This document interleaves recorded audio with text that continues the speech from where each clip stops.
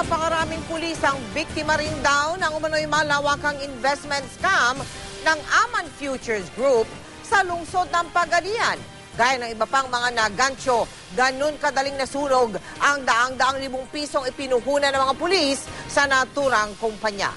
Nakatutok si Ian Cruz. Halos lahat daw ng miyembro ng Pagadian City Police nag-invest at naging biktima rin daw ng Aman Futures Group. Kaya naman ang bagong upo nilang hepe, mahigpit ang tagubilin sa mga tauhan niya. Sino man yung mga kasama natin na nabibiktima, yung sa scam na yun, yung sa Aman, ang pera nawawala yan. Pero kung ano man ang dapat natin iniisip, huwag natin ilagay sa kamay natin ang batas. Dahil maraming pulis ang biktima ng Aman Futures, naglaanan ng pondo ang City Police para sa libreng pananghalian. Tulong na rin daw ito sa mga pulis at para di na raw sila umuwi ng bahay para mananghalian at sa gayon ay mas mabilis na ma-deploy. Isa sa mga naging biktima ng Aman Futures, si PO1 Omar Checa na nakapag-invest daw ng 190,000 pesos. Masama ang loob niya sa nangyari pero susundin daw niya ang utos ng kanyang hepe. Naisip mo ba na ilagay sa kamay mo yung batas?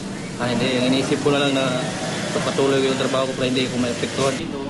Si SPO2 Eli Pede naman na team leader ng isang compact team ng syudad, 300,000 piso ang nailagak sa Aman Futures. Ngayong bumagsak ang Aman, hirap daw siya sa kabuhayan.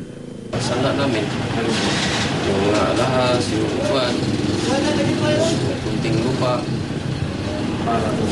para makapagpatuloy sa pag-aral yung anak ko. Kamakailan, isinailalim na sa stress debriefing at iba pang pagsusuri ang mga pulis ng Pagadian ng mga doktor mula sa PNP Region 9. Siyam na pulis ng Pagadian kabilang ang 2 opisyal ang natanggal sa syudad dahil umano sa pagkakadawit sa operasyon ng Aman Futures.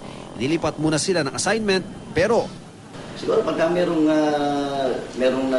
pumunta dito, nagbibigay talaga sila ng statement nila tungkol sa mga activities ng mga tao niya. Pwede silang kasuhan.